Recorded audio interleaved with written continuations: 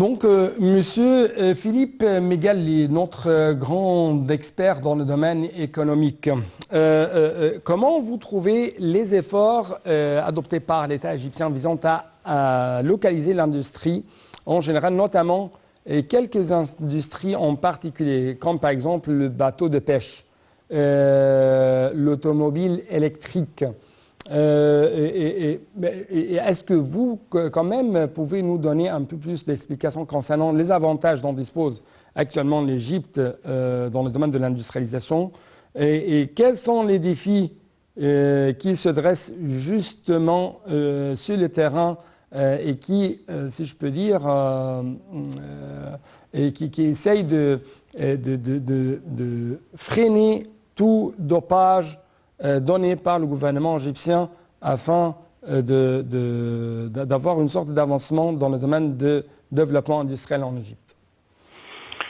Premièrement, si on va compter sur le marché à l'investisseur externe, c'est pas maintenant on n'est pas sûr qu'il va venir à cause de les devises ou bien le prix de dollars et de devises qui augmente d'un jour sur l'autre. Ok?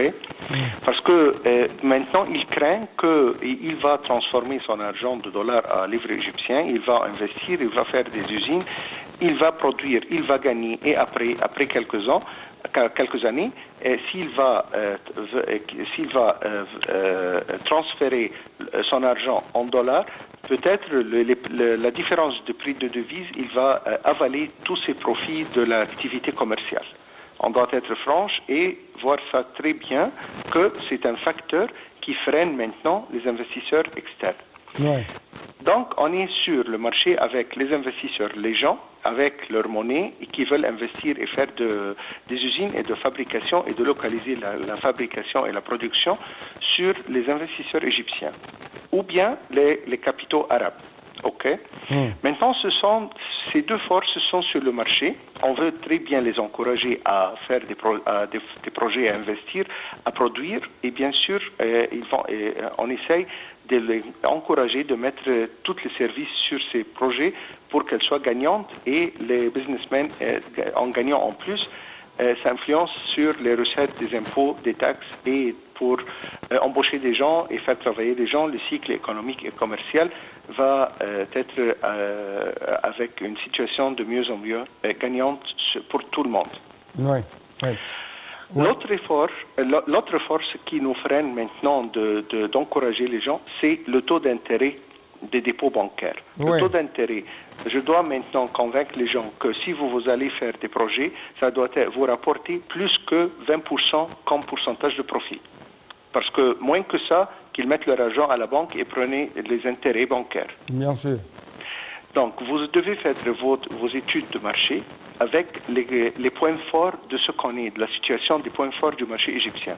Premièrement, vous êtes sur un marché de consommation très élevé avec des peuples qui atteignent 100 millions de citoyens qui veulent consommer. Deuxièmement, si vous faites une production qui peut être avec des dimensions comparatives avec les productions ou bien les produits qui viennent de l'extérieur, de l'importation, et avec le dollar qui augmente, donc les prix vont augmenter pour tout ce qui est importé. Ouais. Donc si vous faites un produit avec de bonne qualité, moins de prix qu'on importe, vous avez un marché ouvert et il n'y a pas de barrière d'entrée, il y a des consommations très élevées et ça, je dois encourager les gens, vous allez travailler. Maintenant, comment encourager les gens de point de vue l'État, le rôle de l'État à encourager les gens. Ouais. Si on parle des exemptions des impôts ou bien de la facilitation ou bien faciliter tous les éléments ou bien la bureaucratie, on doit minimiser la bureaucratie. Bien sûr, vous avez souligné plusieurs éléments. Mais avant quand même vous donner plus d'espace pour expliquer ce point. Les prix de dollars face à livre égyptienne représentent tout à fait un obstacle devant la localisation de l'industrialisation ou des industries ici en Égypte, notamment en ce qui concerne les matières premières et les équipements. Et en même temps, la baisse de la livre égyptienne face au dollar donne une sorte de compétitivité aux produits égyptiens à exporter vers l'étranger. Comment le gouvernement égyptien essaye de traiter cette équation, d'arriver à une sorte d'équilibre? Si on dit que le livre égyptien est moins faible, est faible devant les devises, si on minimise notre livre égyptien, notre monnaie, c'est un facteur, c'est un avantage pour le commerce international parce que ça me donne une grande marge de profit et une grande marge de concurrentielle avec les produits des autres pays. Mais je dois utiliser ça très très bien pour le marketing, d'une part. D'autre part, c'est pas seulement que j'essaie de produire un produit égyptien, j'essaie de produire un produit égyptien à 100% avec des matières premières égyptiennes.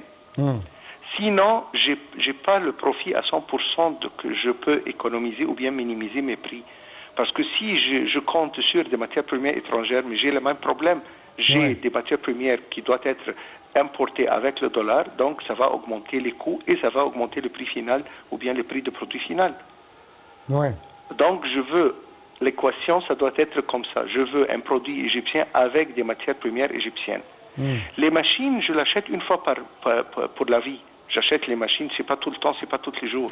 Mais tous les jours, j'essaye ou bien j'ai besoin des matières premières. Donc oui, je peux acheter des machines, des chaînes de production de l'extérieur, je peux les importer. Ok, c'est parce que j'ai besoin de la technologie, le know-how pour continuer à produire. Ça, ok. Mais si je vais compter sur des matières premières importées, non, ça me pose l'obstacle, elle est encore là et je le vois très bien et je ne peux pas baisser mes prix. Oui. Monsieur Philippe Megal, je dois saisir cette opportunité d'or pour moi personnellement parce que vous êtes une source bien informée, une source qui donne des explications très profondes et très utiles non seulement aux chers téléspectateurs mais aussi aux investisseurs, que ce soit étrangers ou égyptiens. D'après votre point de vue, la licence dorée, l'initiative de commencer,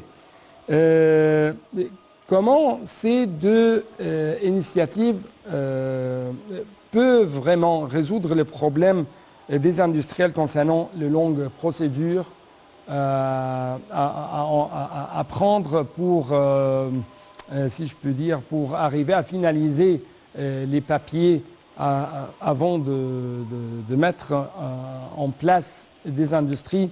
Et comment ça rend l'Égypte de plus en plus attractive aux yeux des investisseurs étrangers?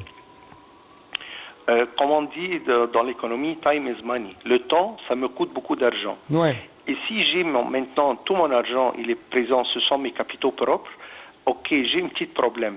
Mais si j'ai une part de mes capitaux, je vais l'investir comme des crédits bancaires, j'ai le problème double ou triple.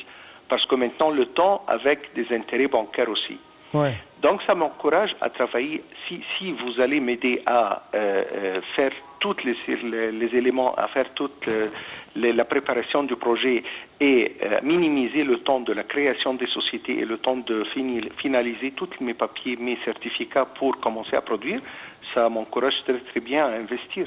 Parce que je ne crains pas la bureaucratie, je ne crains pas tous les obstacles qui peuvent être sur le chemin de la création de mon projet. Je dois reprendre une note que vous avez révélée, c'est les intérêts bancaires qui sont devenus de plus en plus très élevés ici en Égypte.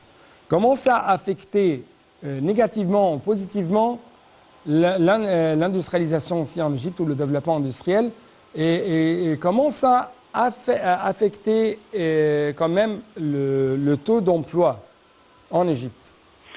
Si on parle des intérêts bancaires et des dépôts bancaires, c'est comme on marche sur un fil tendu entre deux montagnes comme ça, si on dit l'exemple. Parce que d'un part, je dois augmenter les prix, les intérêts bancaires pour minimiser l'argent qui est entre les mains des gens et minimiser l'inflation.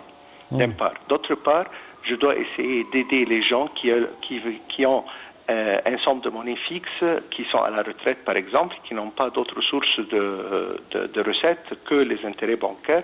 Je dois augmenter les pourcentages pour qu'ils puissent vivre à le même niveau avec les prix qui augmentent d'un jour sur l'autre.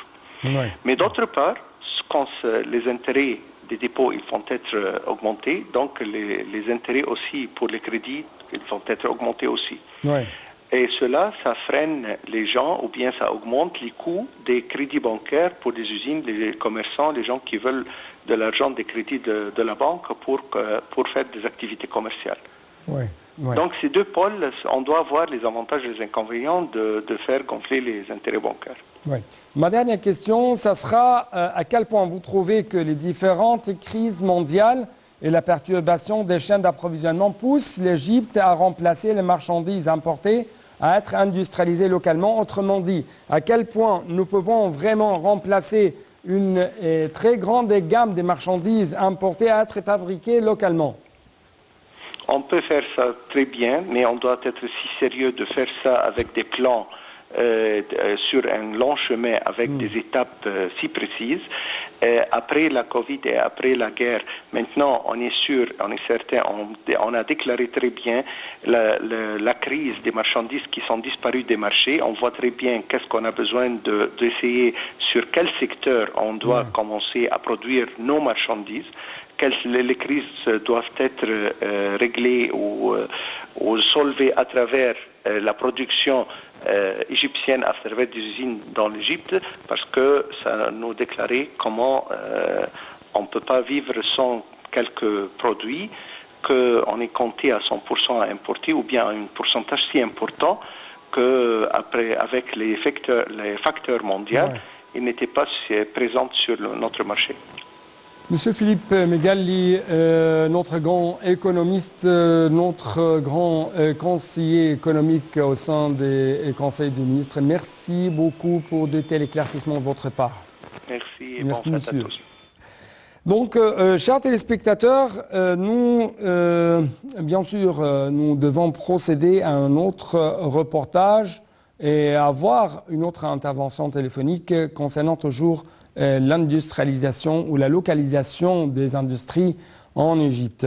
En fait, le porte-parole du Conseil des ministres, l'ambassadeur Nader Saad, a affirmé que la licence dorée accordée à 8 projets était un message de soutien au secteur privé. Monsieur Saad a indiqué que la prochaine période connaîtra davantage d'approbation pour accorder la licence dorée. Donc, un reportage, après ça, c'est le temps des analyses et d'explications.